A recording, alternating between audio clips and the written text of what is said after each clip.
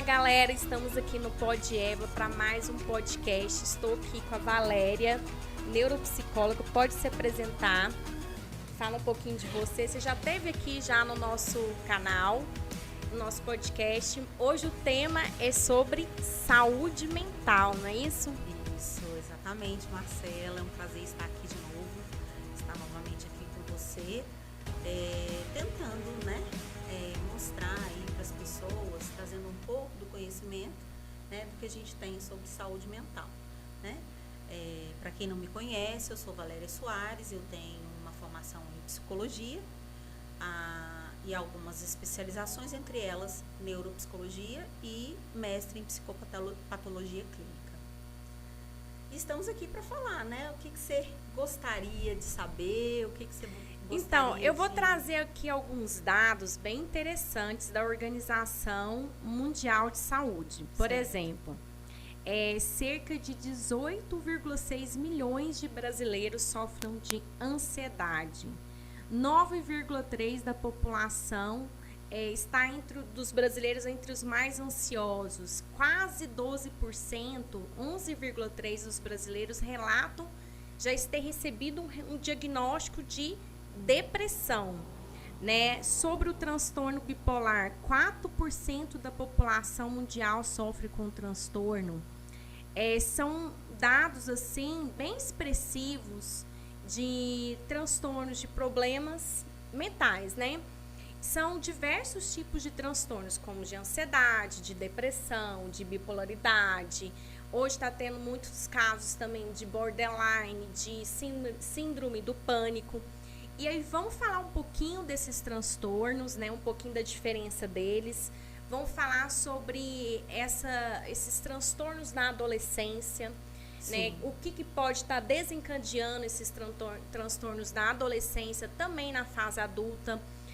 As consequências também desses ataques, o porquê desses ataques nas escolas, que esses transtornos também de depressão, de bipolaridade também pode levar a esses ataques. Como lidar a sociedade, os pais com essa problemática aí, que hoje em dia está tendo muitos casos de problemas de saúde mental e principalmente pós-pandemia, que teve um número muito grande, inclusive de suicídio, de pessoas com depressão.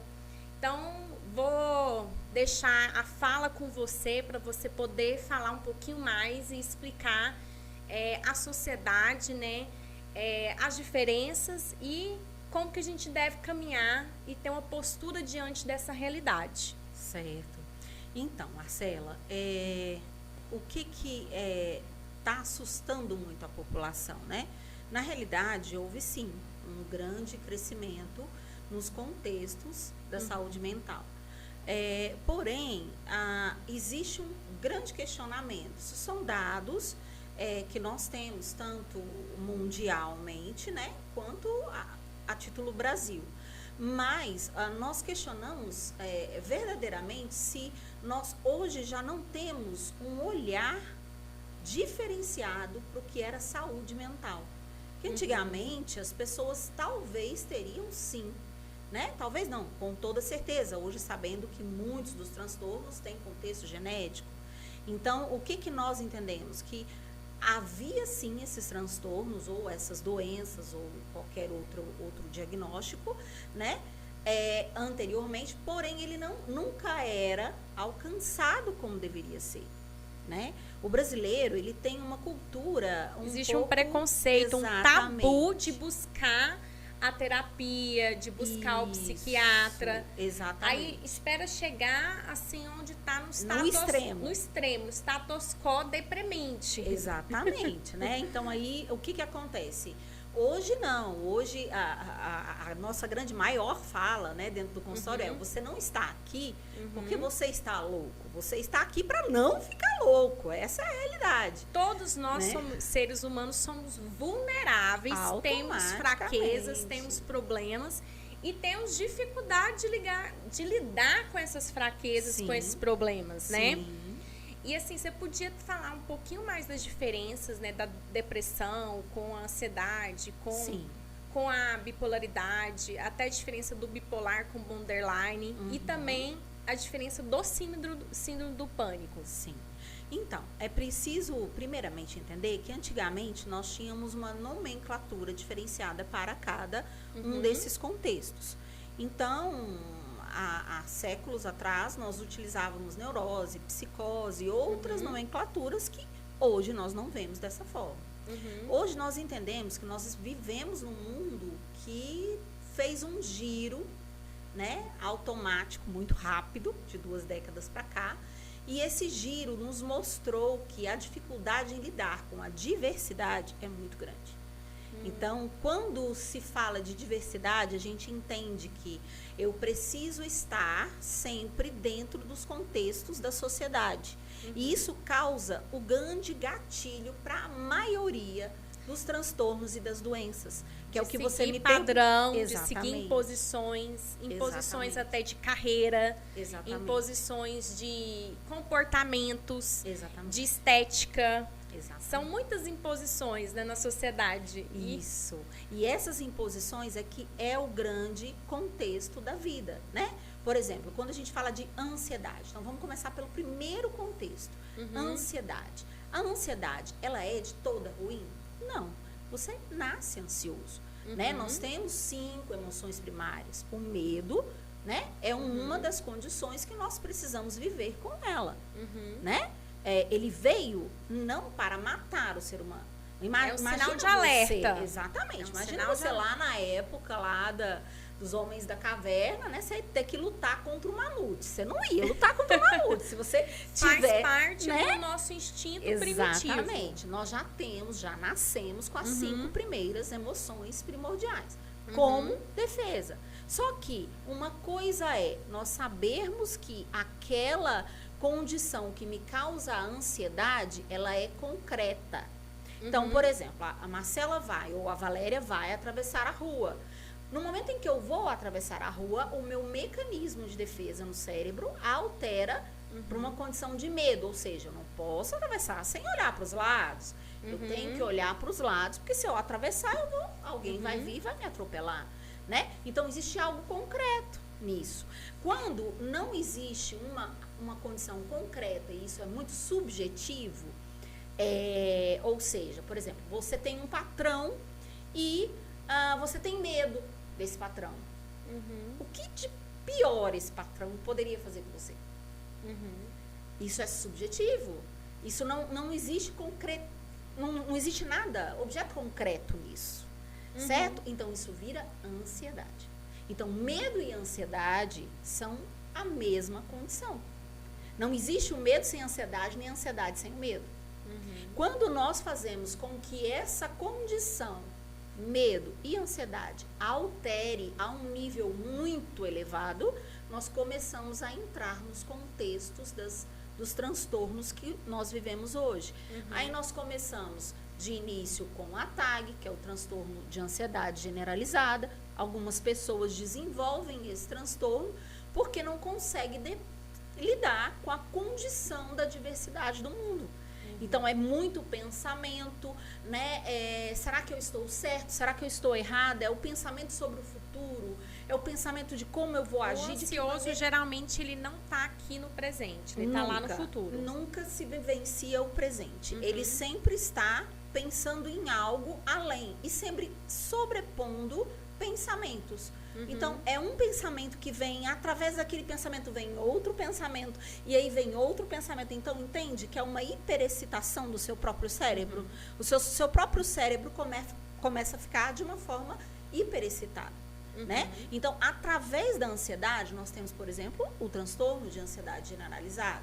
Seguindo a ele, nós temos, sim, aí, em meio termo, talvez uma depressão, que muitas pessoas dizem não ter cura, outras dizem ter cura, mas cientificamente nós temos algumas leituras que dizem possível cura, outras que dizem não possível cura, né? Por algumas depressões serem realmente de âmbito genético.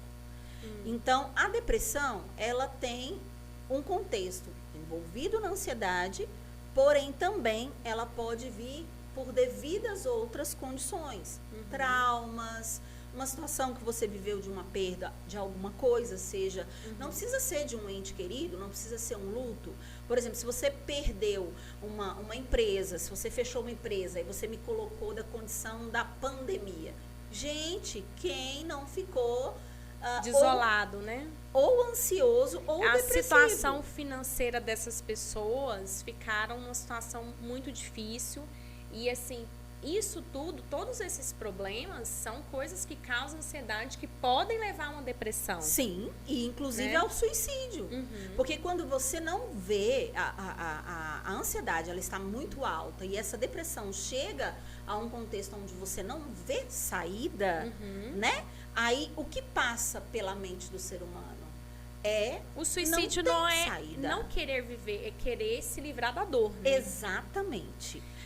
E isso tem que ficar muito claro para as pessoas, porque o que mais a gente existe muito julgamento, preconceito, né? O que mais nos deixa triste em consultório é esse contexto, é essa fala que muitas vezes vem até do pai, da mãe, dos parentes, né? Nossa, fulano quer cometer suicídio. Gente, olha a sinalização, essa dor tá tão intensa, né? E Freud já tinha uma fala que ele falava, que era: você sai de um lugar quando a dor de estar nela é maior do que sair.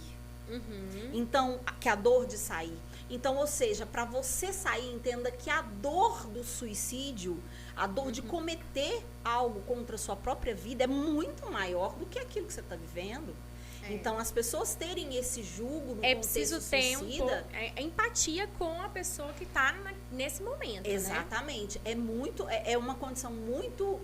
É um julgo muito errado, né? É um julgamento errado. É um julgo muito errado.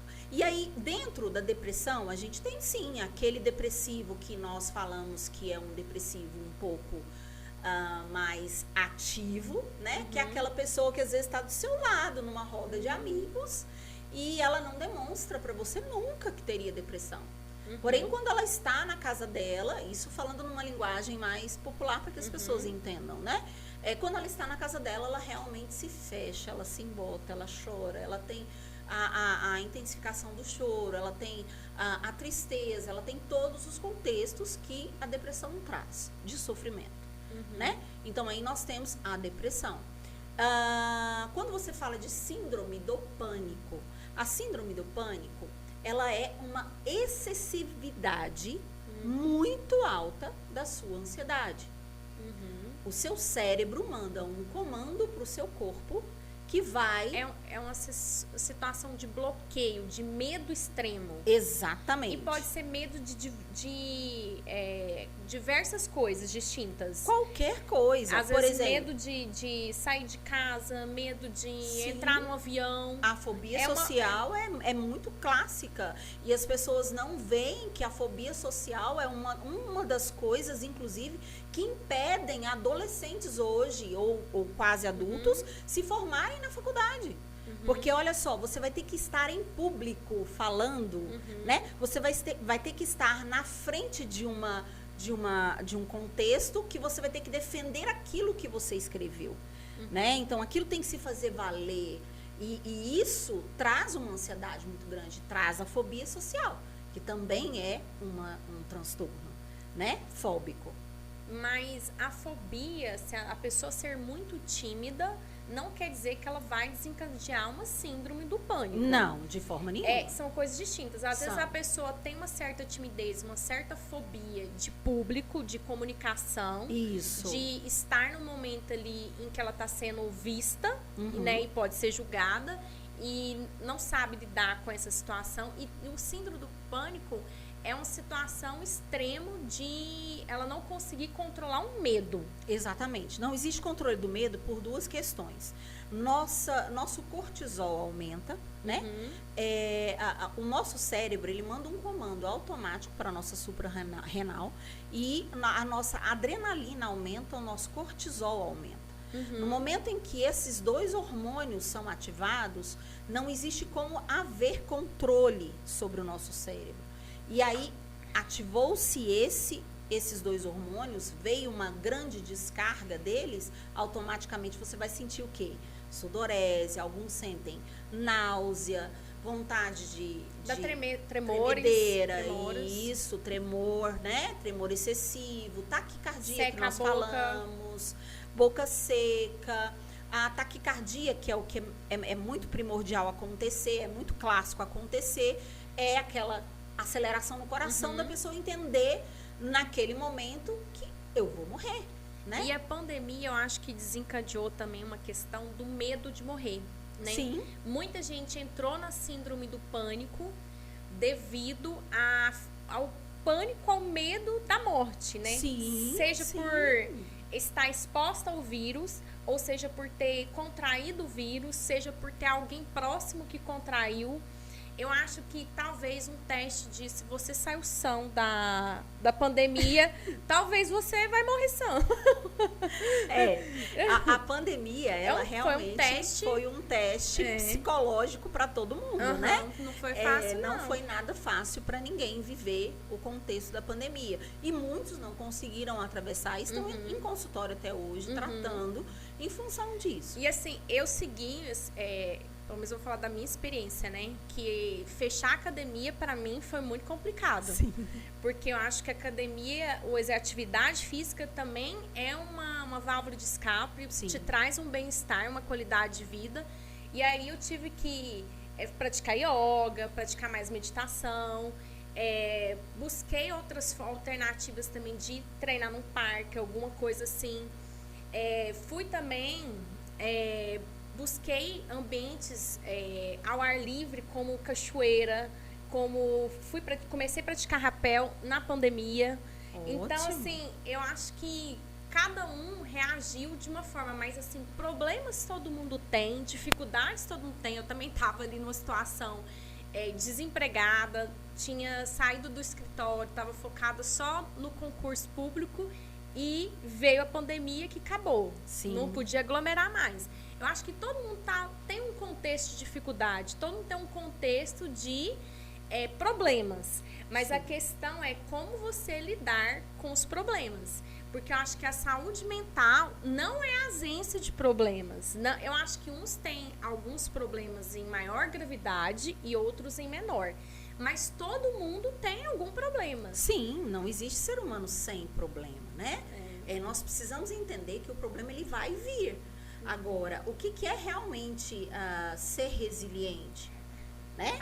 Precisamos fazer buscar a solução, buscar essa reflexão com relação ao que é ser resiliente. Eu caí, né? Eu preciso levantar. Não existe o contexto de cair e ficar no chão, né? Agora, nós entendemos, sim, que dentro das patologias clínicas psicológicas, algumas pessoas não conseguem se levantar sozinhas. Elas necessária ajuda. Da ajuda, né? Outras não.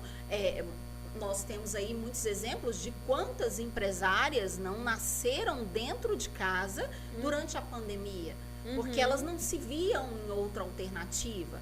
Então, elas tiveram uma resiliência. Exatamente, tiveram uma resiliência enorme e ali, a partir daqui, se reinventaram. E aí entenderam que, opa, não, a doença, ela não vai me derrubar. Né? Então, é a mesma condição quando você entra num processo de câncer. Né? Quantas pessoas a gente vê que está com câncer, quando recebe o diagnóstico, às vezes estava com câncer já há 1 ano, mas quando recebe o diagnóstico, nem está em nível terminal, mas quando recebe o diagnóstico, ela já entra num contexto tão desesperador que ela já desacredita que vai viver. É preciso ter a convicção, a fé de que vai superar, independente do problema. Exatamente, porque essa resiliência ela foi dada para todo ser humano. Então, se nós precisamos entender que é para todos nós, não é para o fulano, ciclano ou beltrano, é para todos nós. Agora, se for o meu momento de morrer, é óbvio que eu vou morrer, né? Não vamos fazer vamos ser hipócritas nessa condição. Ninguém, assim, quem escolhe a sua hora é Deus. É Deus, não somos nós. Mas a forma, o caminho como você vai percorrer aquilo, né? Diz que o sofrimento, como é que é? O sofrimento, ele não é uma escolha. Você tá sofrendo ali. Você pode passar pela dor, Porém, passar ali, às vezes, até plena pela dor. Mas escolher sofrer é uma escolha sua. Escolher ficar nela é uma Se escolha. entendeu? Você pode emergir dessa dor e às vezes se tornar mais forte e se encontrar em outras, ver outras possibilidades, outros caminhos e se levantar e ver que aquela adversidade te fez até se tornar uma pessoa melhor. Sim. Se todas as pessoas conseguissem atingir esse pensamento, a gente não teria nem os consultórios cheios como nós temos hoje, né, Marcela? Mas, infelizmente, nós compreendemos que como nós falamos no início, é diversidade.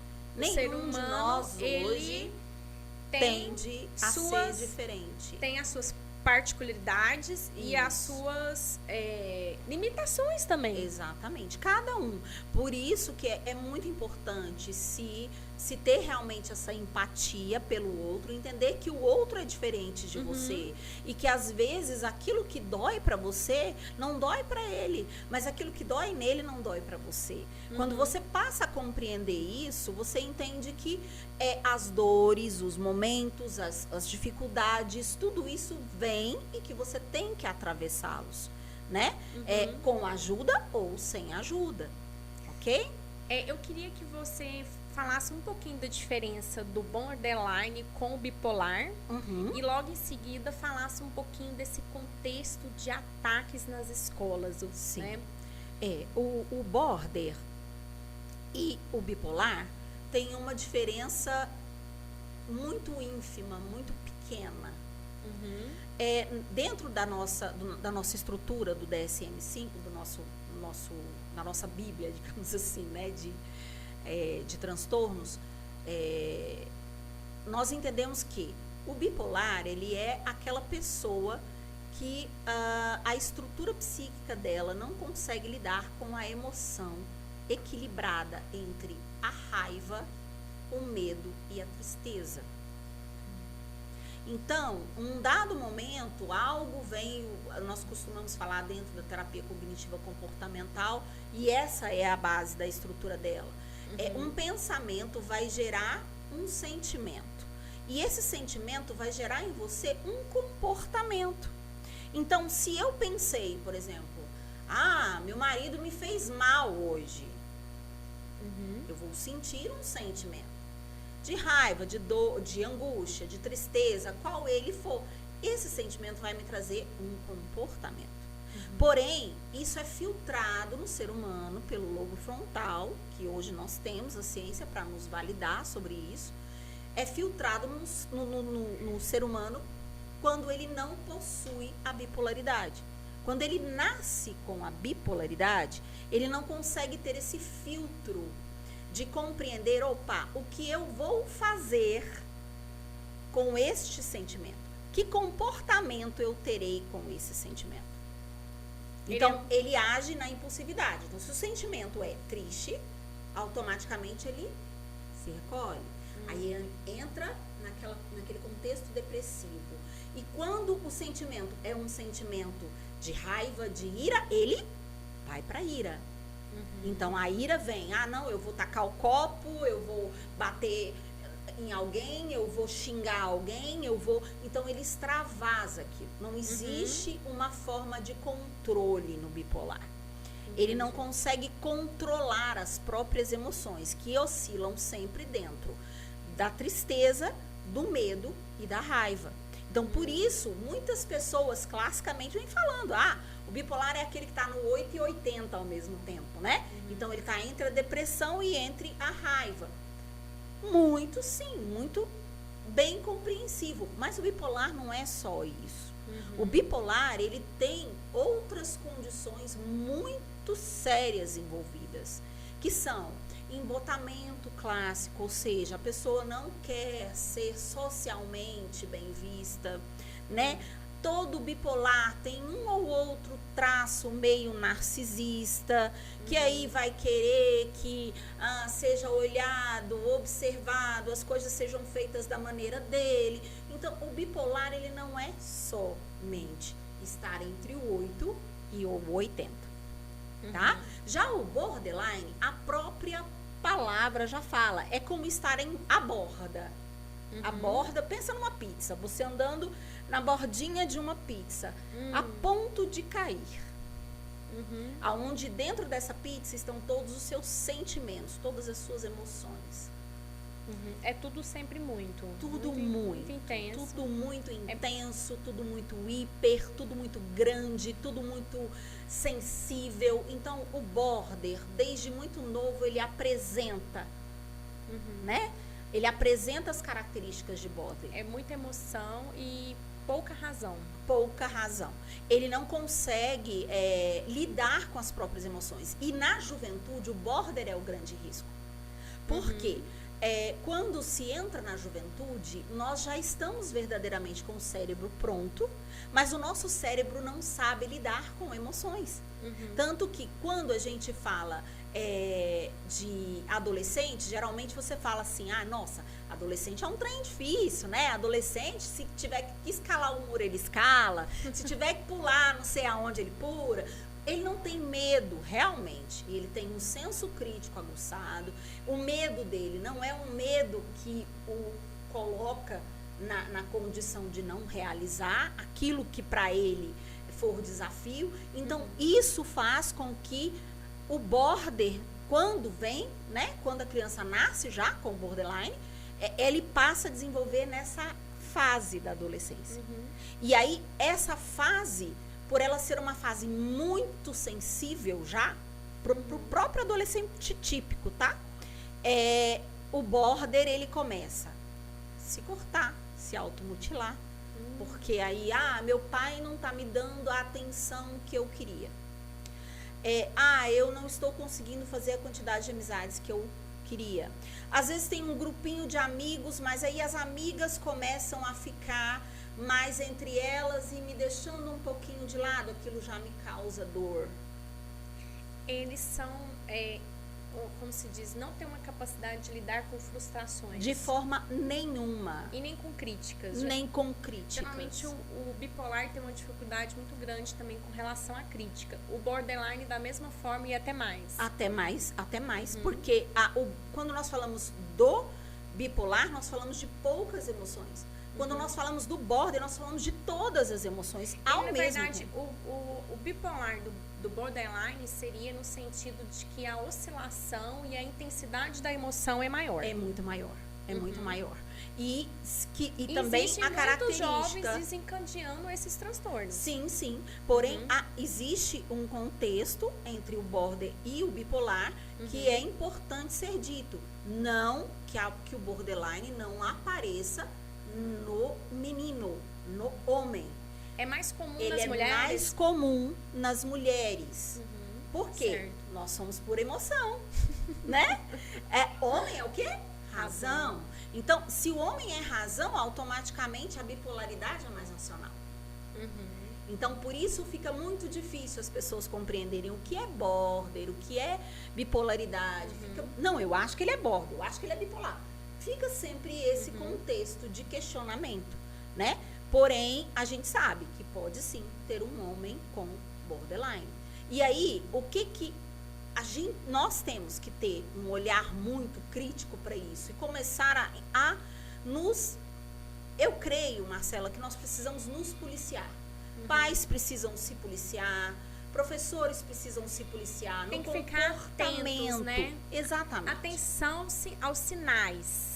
Atenção a tudo, porque veja bem, esse adolescente que eu não estou defendendo de forma nenhuma, longe de mim defender um ato barbárie como aquele. Esses ataques, crianças agredindo crianças. Exatamente. Né? Como evitar chegar nesse status quo, nessa realidade? O que a escola pode fazer?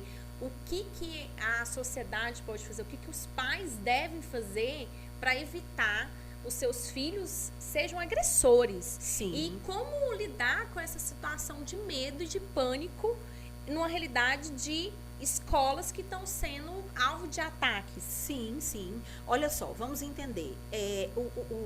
Nós estamos num contexto no Brasil e no mundo, inclusive, em que nós estamos terceirizando a educação dos nossos filhos. Então, Nós não acreditamos que aquilo que se tem que demonstrar dentro de casa para um filho tem que ser demonstrado por nós. Nós estamos passando isso para a escola. Nós esquecemos essa hierarquia. Isso foi Os pais deixado estão de forma negligenciada. Exatamente. Há décadas atrás isso foi praticamente extinto. Então, entenda, o pai não tem tempo para estar com o filho, como a mãe também não tem, porque o curso de vida é difícil. Ter filhos hoje não é fácil. Para você dar a ele a condição que você quer dar ao seu filho por amor, a segurança, o amor, afeto, tudo, é muito você precisa de tempo, isso é disponibilidade. Tempo, disponibilidade e outra, tudo para nós em sobrevivência custa dinheiro. Então, pais e mães saem de casa e esquecem deste contexto que necessita ser feito com seus filhos.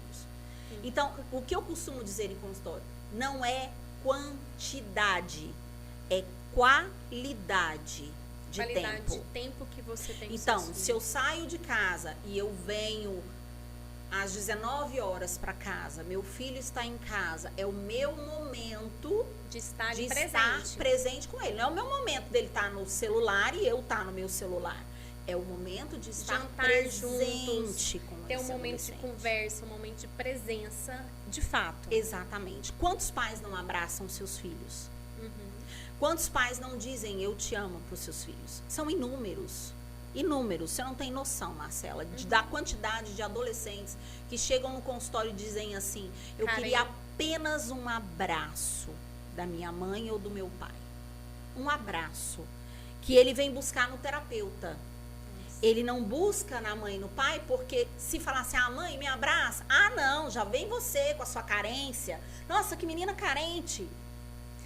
Na verdade, é porque esses pais também não tem uma referência, talvez os avós, a forma como foi criada vai sendo sempre repetida e replicada. Exatamente. E aí falta referência a esses pais do que é de fato você dar amor a um filho. Exatamente. São pais despreparados a ter filhos. A verdade é essa. E sempre foram despreparados. Só que antigamente, de alguma maneira, nós tínhamos uma condição melhor para lidar com isso.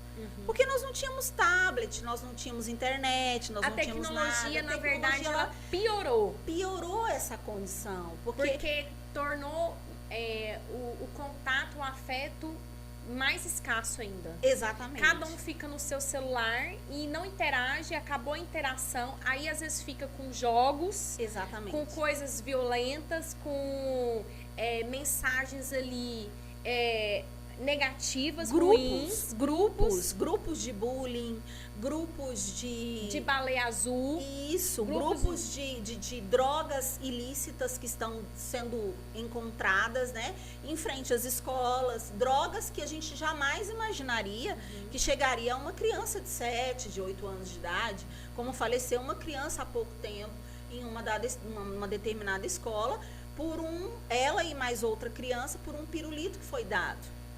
Então, entenda, não é mais um contexto que a gente possa negligenciar.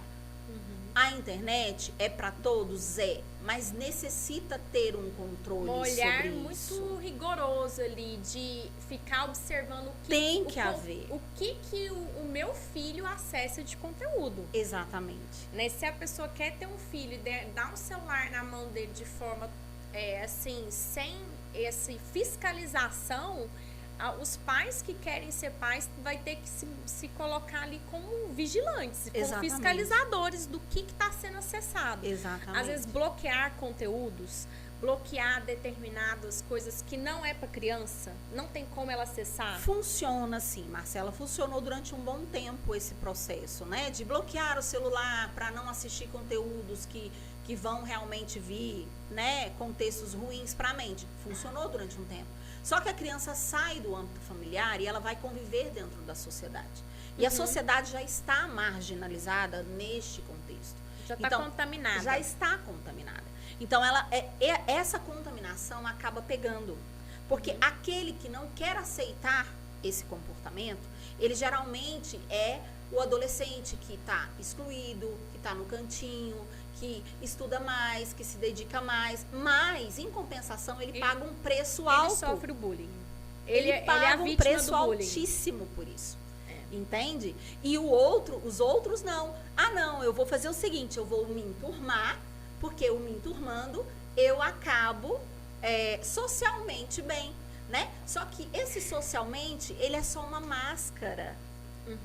Essa máscara cai no momento em que ele retorna para o seio familiar. Porque para onde ele vai depois da escola? Ele vai para o seio familiar.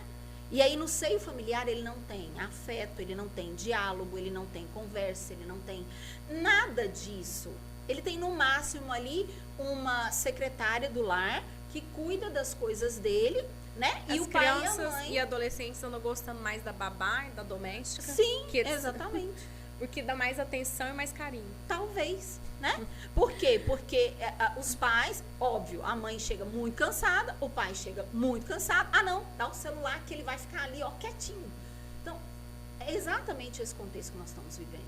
E nós precisamos ter... E assim, os pais que têm que tomar para si uma autorreflexão do comportamento deles. Tem que se fazer essa reflexão e tem que entender que existe uma hierarquia. Nós precisamos, como pais, agir de uma maneira dentro de casa. A escola automaticamente agirá da maneira que ela deve agir corretamente. Da escola, ele passará para outro processo, mercado de trabalho. Também vai agir com ele de uma outra forma. Então, se essa cadeia for obedecida corretamente, a gente não estaria sofrendo o que nós estamos sofrendo agora. Tantos casos, né? Já num outro momento em que ele passou por essa fase aí, vamos considerar que até, assim, de forma boa. Chega no momento a fase adulta, na escolha da carreira. Sim. Porque os adolescentes agora são cada vez mais novos. Isso também é uma questão que impacta muito a cabeça e a vida, né, desses adolescentes. É a escolha de uma carreira. Tão novos e muitas vezes estão tão jovens que elas são induzidas a escolher e elas nem se autoconhecem para saber. Nem todo mundo consegue enxergar o seu propósito de vida para ver o que veio fazer, e muitas vezes faz um curso, vê que não é aquilo, quer fazer outro curso, e sempre existe muito julgamento, muito questionamento numa mudança de carreira. E às vezes está numa fase adulta ali, está deprimido, está depressivo, às vezes chega num estado de burnout, né, numa determinada escolha de carreira, e ela fala assim, não é isso, eu quero mudar, né? E essa mudança de carreira, ela muitas vezes vai ser criticada. E Sim. quando na fase adulta, em que ela está num status quo deprimido, depressivo, em burnout, essa mudança de carreira, muitas vezes, ela é necessária, não é mesmo? Olha, a síndrome de burnout, ela é uma síndrome complexa. Geralmente, quando se chega ao ápice e você vai investigar a condição pregressa desse profissional, a gente entende que realmente algo aconteceu para chegar a uma grande estafa, né? E ele está dentro da síndrome. O portador de burnout, geralmente, ele não aceita errar. Ele tem que ser sempre perfeito. Então, imagina você está no hospital, é enfermeira, escolheu a carreira de enfermagem e trabalha há anos com isso. Aprendeu ali na enfermagem que você vai ver, sim, os óbitos. Ok? Nos primeiros anos, isso para você é natural. Porém, com o passar do tempo, aquilo vai se tornando angustiante. Porque você começa a entender o que eu poderia fazer mais por aquela pessoa e eu não fiz. Então, eu começo a cobrar de mim o que eu poderia fazer mais. Eu posso fazer mais e eu chego num status de exaustão. A burnout é exaustão pura.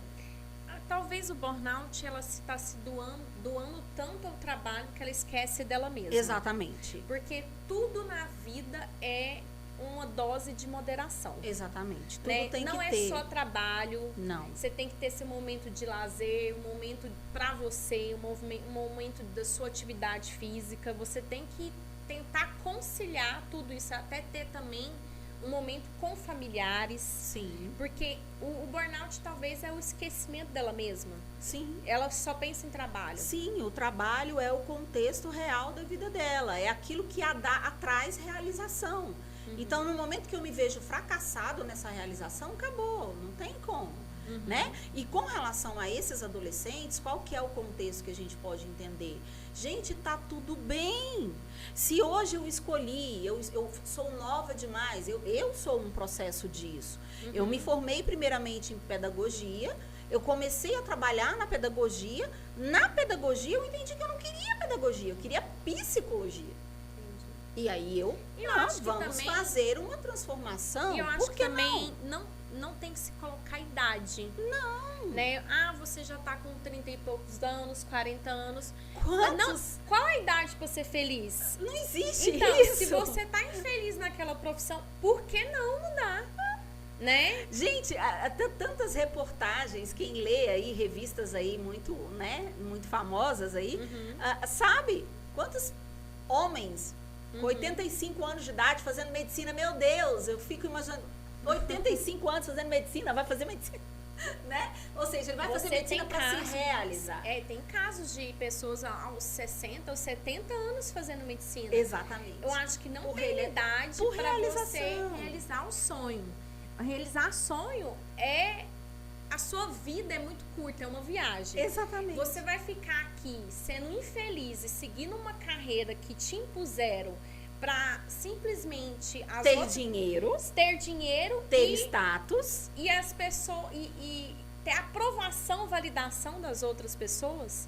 Não é? Quem vai te validar e por quanto tempo vai te validar? Essa é a grande pergunta. Mas o preço de você da infelicidade naquilo também é muito grande, né? De você estar fazendo só por dinheiro.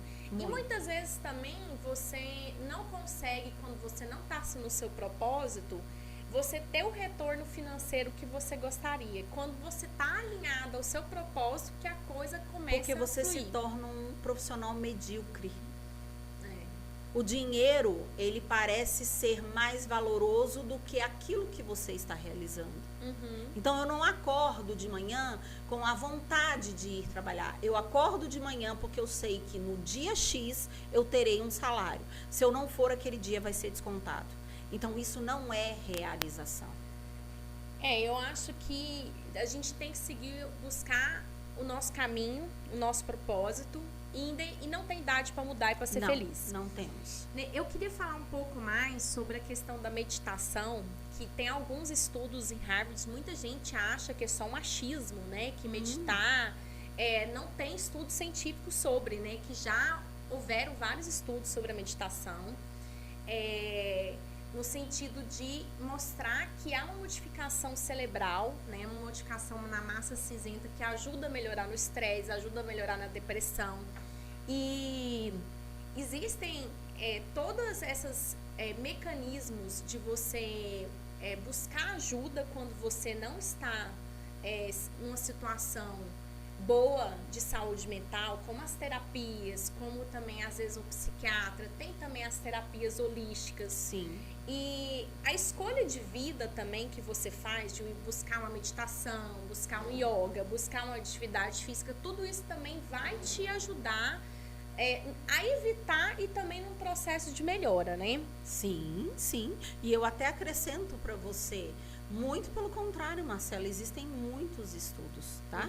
Baseados nas funções que as terapias alternativas têm, né? É claro que ela, com toda terapia, ela não é para todos. Alguns se adaptam, outros não. Mas as terapias alternativas, elas são muito positivas, né? O que nós brigamos para que não aconteça?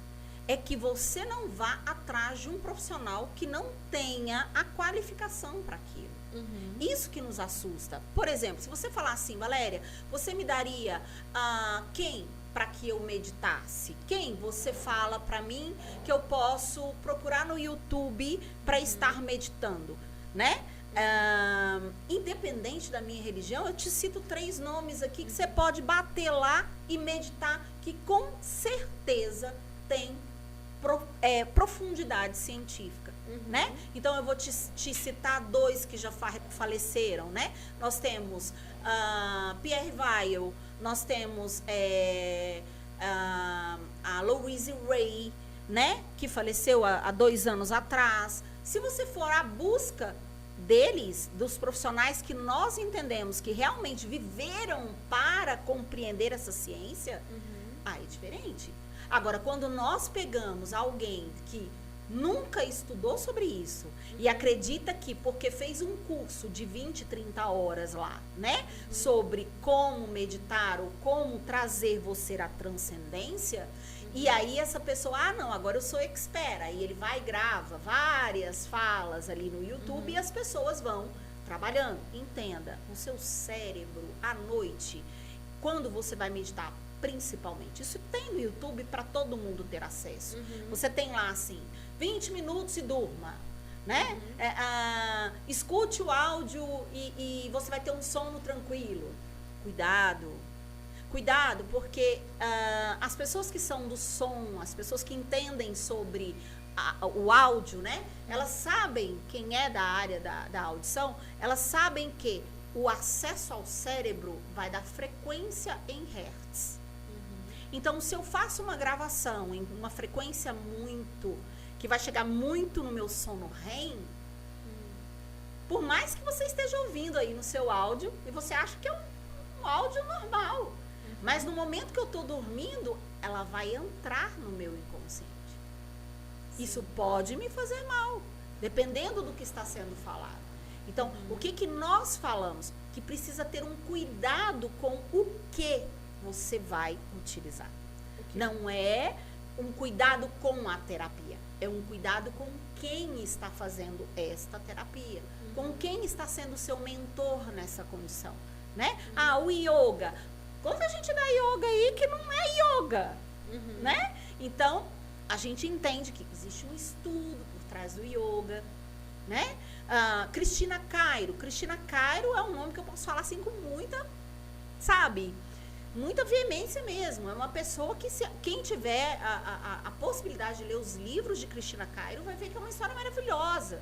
E é uma mulher que foi ao Oriente, foi buscar nas raízes dos monges, buscar estudos para entender sobre meditação, sobre autocura, sobre perdão, sobre todos esses também, que é muito bacana também. Todos esses contextos que a gente sabe que funciona para muitas pessoas.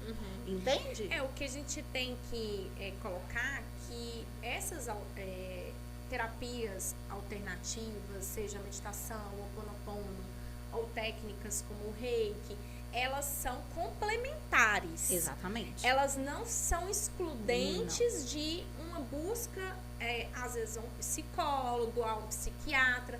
E existem situações e situações. Vai ter situações em que ele vai ter que ser medicado. Sim.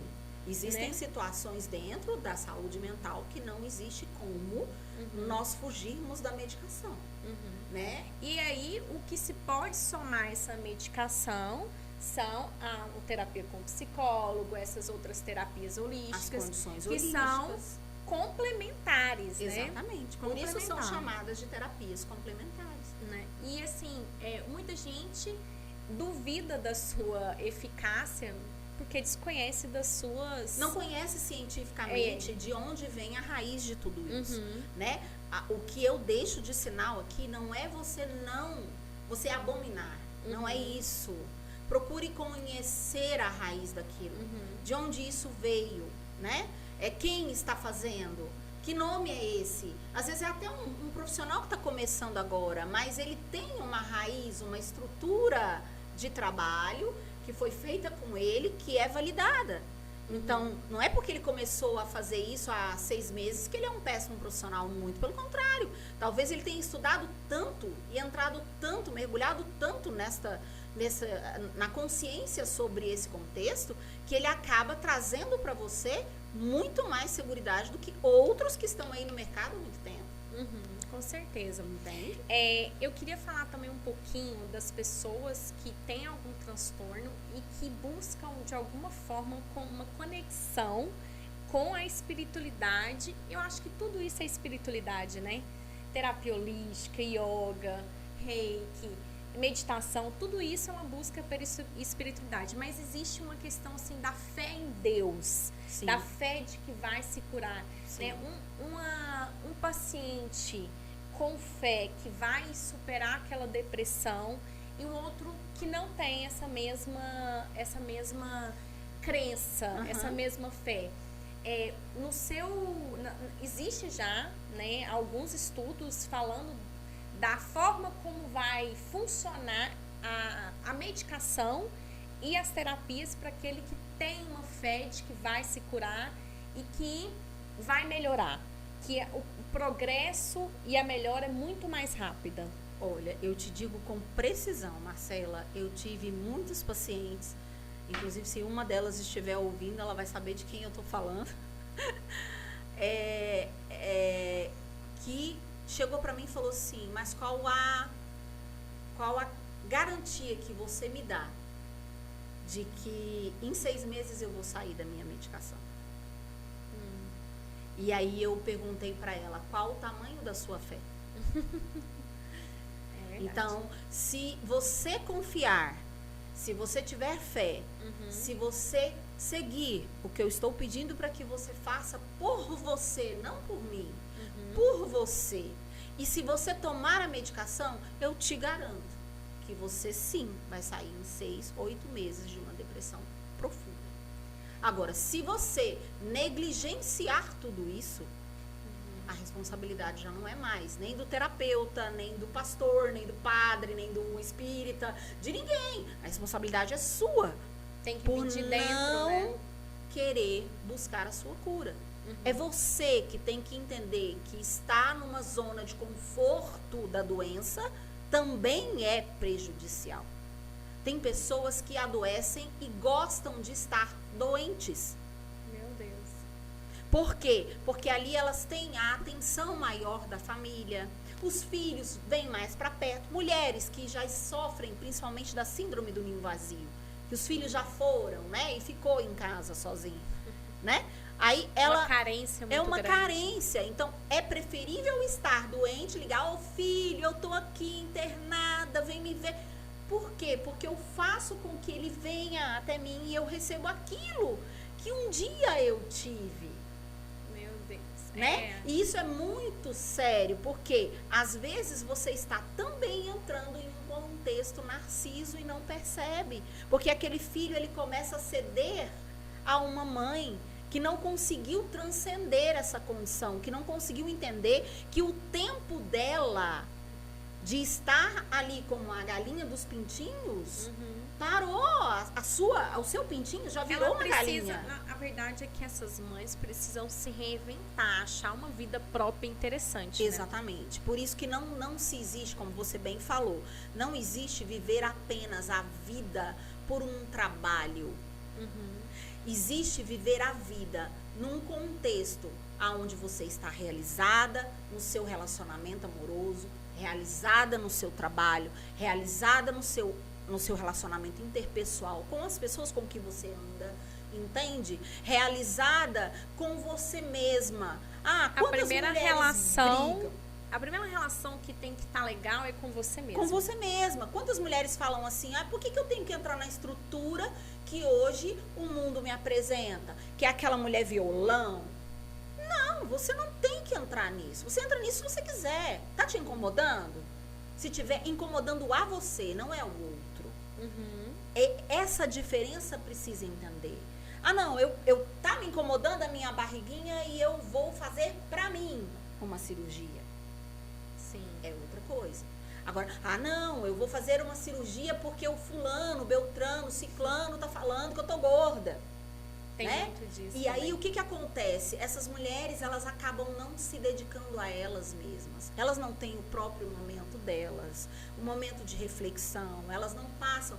E isso é um contexto mulher, desde que o mundo é mundo. Muito A gente oprimida, muito criticada, reprimida, julgadas. muito julgada, muito criticada. Então, assim, ela não tem o tempo dela. em Até para exclusivo. construir o auto-amor, né? Do se O amor amar do próprio. jeito que ela é e não se deixar afetar por esse contexto social que realmente, de toda forma que ela fizer, ela vai ser criticada. Sim, sim. Se ela faz de um jeito, ela é criticada. Se ela faz do outro, é criticada. Então, você vai lá e faz o que você quer. Exatamente, né? Então, eu brinco muito, que acontece muito comigo, né? Meu companheiro aí pra falar. A minha mãe fala assim, você é puro brilho, por exemplo. Minha mãe odeia coisas brilhosas. Eu amo coisa brilhosa. Se eu puder andar parecendo uma luz que sai brilhando, assim, piscando, Pisca-pisca.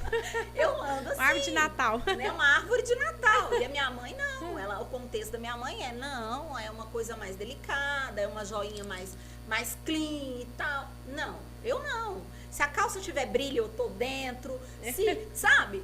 Claro que não é o meu dia a dia no consultório, até porque eu trabalho com muitos contextos. Mas, se eu for sair, ninguém me segura.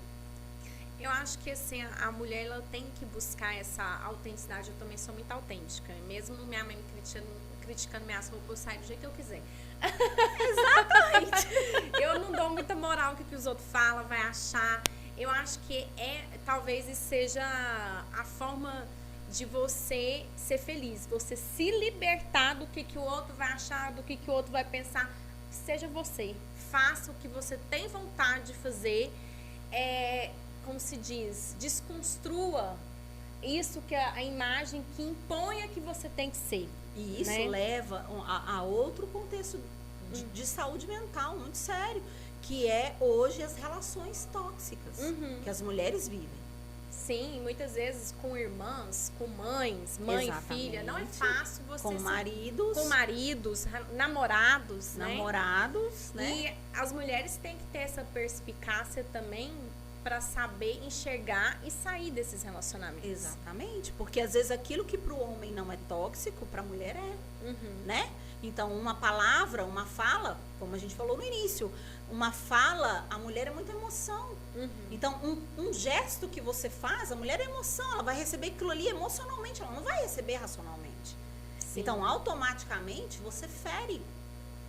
Então, quando a mulher se liberta disso, quando ela entende que ela não precisa ter essa aprovação do outro para ela ser quem ela O que é. a mulher precisa é entender que ela não precisa de validação. Não. Ela não precisa de aprovação. Ela precisa se sentir bem com ela mesma. É se auto-aprovar. Se auto-aprovar.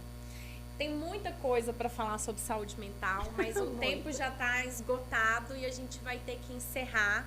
Mas eu acho que foi muito bacana essa discussão, muito bacana esse bate-papo, né? Não foi uma discussão, mas foi uma interação e um bate-papo muito proveitoso. Sim. E vou te receber várias vezes aqui. Eu acho que Obrigada, nossa parceria Marcela. foi uma parceria muito boa. E vamos ter que despedir do pessoal de casa, porque vão ter que deixa seu Instagram para o pessoal seguir e também para quem quiser, né, vir buscar uma terapia com você, buscar uma consulta com você e fazer um tratamento, tá? Com certeza. Então, meu Instagram é @ValeriaNeuropsiOficial. Valéria Soares NeuropsiOficial, desculpem. E lá no meu Instagram vocês têm um linkzinho que vai direto pro meu WhatsApp. Eu não trabalho com secretária, então vocês vão falar diretamente comigo, ok? A nossa conversa, primeiramente, vai ser pelo WhatsApp, para depois a gente ter realmente um estreitamento de laço e, de repente, ter aí uma terapia, um auxílio, ou alguma coisa nesse tipo, ok? E eu queria deixar um recado, né? Dentro de uma fala que você fez, que é sobre essa condição do medo que todos nós estamos vivendo com relação aos nossos filhos e aos nossos adolescentes. Pais, por favor, comecem a amar seus filhos verdadeiramente. Amar não é dar sapato caro, dar roupa cara, dar comida boa, dar lugar caro para sair. Não. Amar é abraçar seu filho, é beijar seu filho, é dizer que o ama, é validar as coisas que ele traz para você de positivo, é colocar para ele que você está com ele a todo momento, seja numa situação ruim ou numa situação boa. Então, pais, por favor, comecem a ver esse contexto, a rever, fazer uma reflexão, porque isso vai fazer com que a gente talvez mude um pouco o contexto de empatia dos nossos adolescentes. Muito bacana. Vamos ter que despedir. Quem ainda não segue no canal, segue o canal Pod Eva. E quem não estiver seguindo o Instagram, siga @PodEvaOff. Quem quiser também seguir o meu pessoal, Marcela G. Camargo. Vamos ficar por aqui. Tchau, tchau. Até logo, gente.